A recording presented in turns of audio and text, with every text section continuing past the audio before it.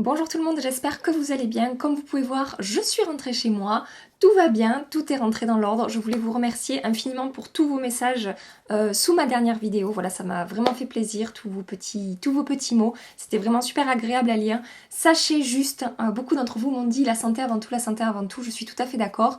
J'avais vraiment envie de filmer cette vidéo et ça m'a fait super plaisir de le faire et ça m'a changé les idées et j'en avais, je pense, besoin. Voilà, c'était autant pour moi que pour vous en fait que j'ai fait ça.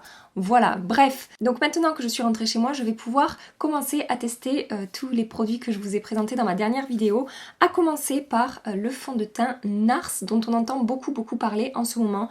Il s'agit du Natural Radiant Longwear Foundation, donc fond de teint éclat naturel longue tenue. Ce fond de teint fait beaucoup parler de lui, beaucoup l'adorent, mais genre c'est la révélation du siècle quand je vois Sananas qui fait que en parler, ou d'autres youtubeuses aussi américaines qui ne jurent plus que par ce fond de teint.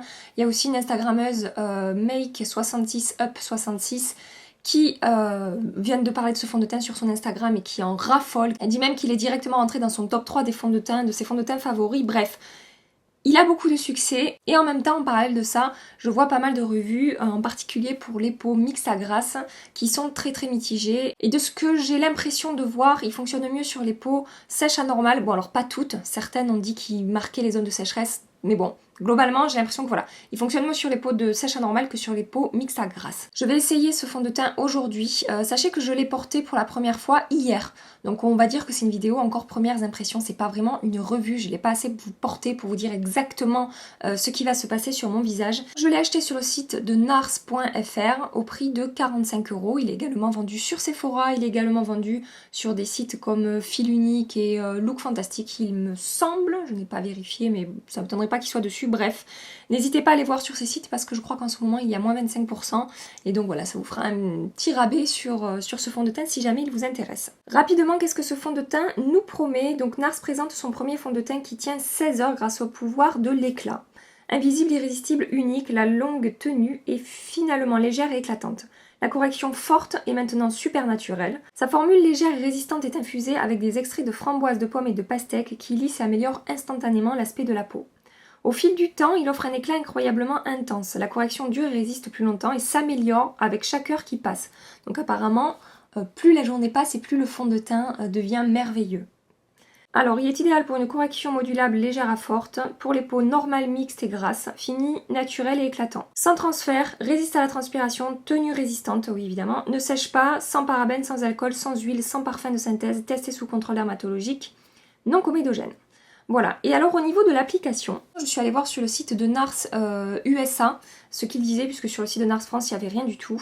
Donc ils disent qu'on a besoin d'une pompe, voire moins, de ce fond de teint pour faire tout son visage. Trop de fond de teint accentue les rides et les ridules. Donc ils disent vraiment qu'il ne faut pas appliquer beaucoup de fond de teint. Ils disent également éviter l'excès de matière sur le contour des yeux et sur le contour du visage. Et donc ils disent de l'appliquer au doigt. Ce que je vais faire moi, c'est que je vais faire une moitié à l'éponge et une moitié au doigt. Pour celles qui appliquent leur fond de teint au pinceau, sachez que hier du coup j'ai fait un essai au pinceau, je n'ai eu aucun problème. Il s'est bien travaillé au pinceau, la matière s'est vraiment bien étirée. J'ai mis un petit peu plus de temps à le travailler au pinceau qu'à l'éponge parce qu'il y avait quelques stries qui finissent par disparaître assez rapidement. Donc voilà, sachez que ça fonctionne également au pinceau. Je vais passer tout de suite à l'application, mais juste avant ça, si vous avez aimé cette vidéo, pensez à la liker évidemment avant de partir. Et si vous n'êtes pas encore abonné à ma chaîne, pensez à le faire en appuyant sur le petit bouton s'abonner qui se trouve en dessous de ma vidéo. Je passe tout de suite au make-up. Il est indiqué de bien secouer le fond de teint avant de l'appliquer, donc c'est ce que je vais faire.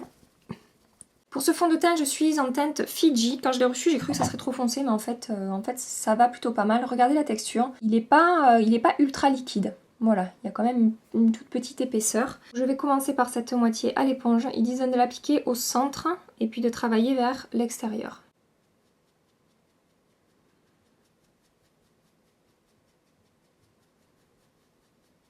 Sachez que j'y vais tout doucement, petit à petit, parce qu'ils ont vraiment dit qu'il fallait pas mettre beaucoup de matière, donc voilà. Je les écoute, hein. Ça sert à rien de démonter un fond de teint si on n'applique pas comme ils disent de l'appliquer.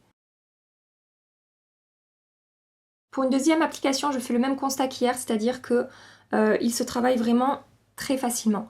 Il n'y a aucun souci, il ne va pas sécher trop vite, donc on a le temps quand même de travailler la matière. Les pigments s'étirent vraiment très bien. J'ai vraiment pas mis beaucoup de fond de teint, sachant qu'en plus l'éponge en absorbe.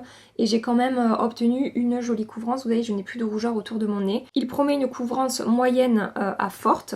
Je vais insister un petit peu par exemple sur mes rougeurs ici, voir si ça disparaît. Oui, ça disparaît. Je pense vraiment que voilà, si on veut construire une couvrance forte avec ce fond de teint, on peut, puisque ça a quand même bien camouflé mes rougeurs ici. Et vous pouvez voir la moitié de mon nez rouge et la moitié de mon nez qui va très bien. J'ai mis une pompe sur ma main et je n'ai même pas utilisé la moitié avec mon Beauty Blender pour faire la moitié de mon visage. Sachant que je vous dis, l'éponge absorbe du fond de teint. Je vais maintenant faire cette partie au doigt, voir un petit peu ce que ça donne. Sachez que je n'ai pas l'habitude d'appliquer les fonds de teint au doigt, mais vu que c'est ce qu'ils conseillent eux, je vous avoue que je suis curieuse quand même. Donc il s'applique très bien au doigt également, la matière se travaille très bien, les pigments s'étirent bien. L'application au doigt s'est également très bien passée, je n'ai pas rencontré de soucis particuliers, la matière s'est également bien étirée, bien travaillée. Il me reste du fond de teint encore sur la main, sachant que j'avais mis très peu de produits sur ma main. Donc par rapport à la description, je suis tout à fait d'accord avec eux, il faut peu de produits pour faire tout son visage. La matière et les pigments s'étirent vraiment très bien et avec le peu de fond de teint que j'ai utilisé, je trouve que la couvrance est quand même vraiment très très jolie. Dans la description, il est écrit que ce fond de teint a un effet lissant sur la peau. Je ne trouve pas d'effet particulièrement lissant sur ma peau, en tout cas sur mes pores de ce côté-là. J'ai quand même la peau plus lissée du côté de l'éponge que du côté où j'ai appliqué au doigt, mais c'est pas le fond de teint qui va le plus lisser mes pores. Elles ne sont pas marquées, elles sont un petit peu atténuées, mais ce n'est pas voilà, le fond de teint qui va complètement lisser mes pores. Au niveau du rendu et du fini, vous pouvez voir que ce fond de teint est quand même lumineux. Je dirais pas que c'est un fond de teint qui est ultra glowy, mais on a quand même un bel éclat sur la peau. Et donc au premier abord, moi je trouve que c'est vraiment très joli, c'était la réflexion que je me suis faite aussi hier en l'appliquant. Je trouve voilà, que le fond de teint a un très joli rendu, ça a bien camouflé mes imperfections et mes rougeurs. Il est fin sur la peau, il n'y a pas d'effet de matière, on n'a pas quelque chose qui est épais ou qui fait un effet masque du tout. Au niveau du confort, sachez qu'il est très agréable à porter, il n'y a vraiment rien à dire, il n'y a pas du tout d'effet de tiraillement ou quoi que ce soit, donc c'est très agréable. Sachez qu'au moment de l'application, il ne marque pas mes zones de sécheresse, que ce soit entre mes sourcils ici ou autour de ma bouche. C'est lisse et c'est joli et on a vraiment l'impression d'avoir une peau en bonne santé. Je vais terminer mon maquillage, je vais faire ma routine habituelle, je vais appliquer mon anti-cerne sans trop descendre par-dessus le fond de teint, je vais poudrer ma zone T évidemment puisque j'ai la peau mixte et je reviens avec vous pour voir si tout s'est bien passé, si je n'ai eu aucun problème pour appliquer mon maquillage par-dessus. Je n'ai rencontré aucun problème pour appliquer tout mon maquillage, que ce soit mon anti-cerne, mon bronzer, mon blush, mon highlighter ou ma poudre. Sachez tout de même que quand même du côté où j'ai appliqué au doigt, les pores ne sont vraiment pas lissés, voire avec les quelques minutes qui sont passées, j'ai pas envie de dire marqué, mais franchement c'est pas super joli. Du côté de l'éponge, je trouve que c'est beaucoup plus lissé en fait que du côté au doigt. Sinon au niveau du rendu, dites-moi vous ce que vous en pensez en commentaire au premier abord, mais moi je trouve qu'il est vraiment très beau, très joli. Maintenant à voir au niveau de la tenue, hein, puisque ça fait à peine 10 minutes que je l'ai appliqué, et à voir si comme ils le décrivent ce fond de teint va s'améliorer au fil des heures. C'est assez surprenant, à voir un peu ce que ça donne, je suis assez curieuse. Je vous avoue que hier, il s'est pas vraiment amélioré. Mais bon bref, voilà, c'était qu'un petit essai, on recommence aujourd'hui et on va voir ce qui se passe. Je reviens donc dans quelques heures pour faire un premier point avec vous. Mouah. Ça fait 4 heures que je porte ce fond de teint et je pense qu'il est déjà important que je vienne faire un premier point avec vous pour vous dire un petit peu ce que j'observe par rapport à ce fond de teint. Ce qui est en train de se passer, c'est que ce fond de teint est déjà en train de bouger sur ma zone T. J'ai fait le même constat hier en fait quand je l'ai porté. Au bout de quelques heures déjà, je commence à voir le menton qui brille et les ailes du nez qui brillent également. Je vais zoomer un petit peu plus pour que vous puissiez voir mon menton. Ça commence même un petit peu à bouger en fait. Je commence à avoir un effet de matière sur mon menton et autour de ma bouche ici. Au niveau des ailes du nez, il n'a pas vraiment bougé, mais quand même au bout de 4 heures, je commence déjà à briller. Sachez que j'ai toujours les pores qui sont plus marqués du côté où je l'ai appliqué au doigt que du côté où je l'ai appliqué à l'éponge. Ça tient un peu mieux. Mais voilà, globalement, ça commence déjà un petit peu à bouger, en particulier sur cette zone-là, qui, vous savez, est la zone critique de mon visage par rapport au fond de teint. Voilà, donc j'imagine que ça va pas forcément aller en s'arrangeant. Je sais pas si vous pouvez voir là, mais là ça vraiment ça bouge quoi. Il y a un effet de matière, c'est pas joli. Ouais, je brille quoi. Voilà, donc c'est pas terrible. Hein.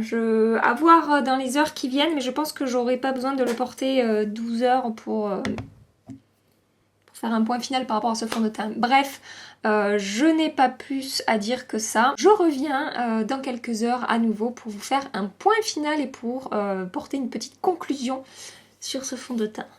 Ça fait maintenant 10 heures que je porte ce fond de teint et sans surprise, ça a continué à se dégrader sur ma zone T. Au niveau de mon menton, j'ai de la matière qui s'est accumulée dans le pli ici. Je n'ai plus vraiment de matière sur le menton, je brille. Et l'endroit le plus moche en fait à la fin de cette journée, c'est vraiment autour de ma bouche où ça fait vraiment pâteux en fait. Ça fait plâtre, hein, ça fait effet de matière et c'est vraiment pas joli. Au niveau des ailes du nez, vous pouvez voir que je brille sur mon nez en fait beaucoup. Et sur le front, le fond de teint n'a pas bougé, mais je brille quand même pas mal. Voilà, donc vraiment au niveau de ma zone T, ça n'a pas tenu. Par contre sur le reste du visage, c'est vraiment très joli. Je pense vraiment que ceux et celles qui ont la peau normale, ce fond de teint doit faire effectivement des merveilles. Mais moi sur ma peau mixte, ça ne fonctionne pas. J'ai exactement le même effet qu'hier en fait, voilà ça fait 2 jours et 2 jours que j'ai exactement le même résultat. Rapidement je vous ai pas parlé du packaging mais voilà on est sur un flacon en verre assez joli, assez fin, on a 30 ml à l'intérieur et on a un flacon pompe. Voilà, j'avais oublié de vous parler de ça en introduction, mais bon je pense que vous l'avez vu quand j'étais en train de le manipuler. Voilà pour ce petit fond de teint NARS qui malheureusement ne fonctionne pas pour moi et si je dois le comparer au Too Faced que j'ai essayé dernièrement, c'est le jour et la nuit, voilà ce que je peux dire. Par rapport aux revues que j'ai visionnées sur YouTube, c'est vrai qu'avec des peaux mixtes et des peaux grasses, ils ne ressortaient pas très bien, j'ai vu des revues américaines. Également, la youtubeuse Mimi Signature a fait une revue à son sujet qui est sortie il y a 2 jours. Si vous l'avez pas vue, elle a également une peau mixte, donc grasse sur la zone T et déshydratée sur le reste du visage il me semble. Bref, elle a fait une revue à son sujet. Elle a apparemment le même problème que moi, c'est-à-dire la zone T qui part en live au bout de quelques heures. Je vous invite à aller voir sa revue si vous l'avez pas vue, si ça vous intéresse, je vous la mets en barre d'infos. Cette vidéo concernant le Natural Radiant Longwear Foundation de chez NARS est terminée. J'espère malgré tout qu'elle vous a plu, j'espère que vous avez passé un agréable petit moment avec moi. Dites-moi évidemment en commentaire si vous avez testé ce fond de teint, qu'est-ce que vous en pensez, si vous l'avez aimé, dites-moi pourquoi, si vous l'avez pas aimé, dites-moi pourquoi aussi, comme je dis toujours, c'est toujours intéressant d'avoir plein d'avis et plein de retours différents sur un produit, donc n'hésitez pas à partager votre expérience avec ce produit si jamais vous l'avez testé. Dans ma prochaine vidéo, je vous ferai une revue tutoriel sur la palette de chez Too Faced qui est sortie il y a peu de temps chez Sephora, la Chocolate Gold, donc si jamais ça vous intéresse, restez branchés. Cette vidéo sera en ligne mercredi matin, donc en attendant, je vous fais des milliards de bisous. Mouah. Si vous n'êtes pas encore abonné, pensez à cliquer sur ma petite tête qui s'affiche ici, et je vous dis à très bientôt.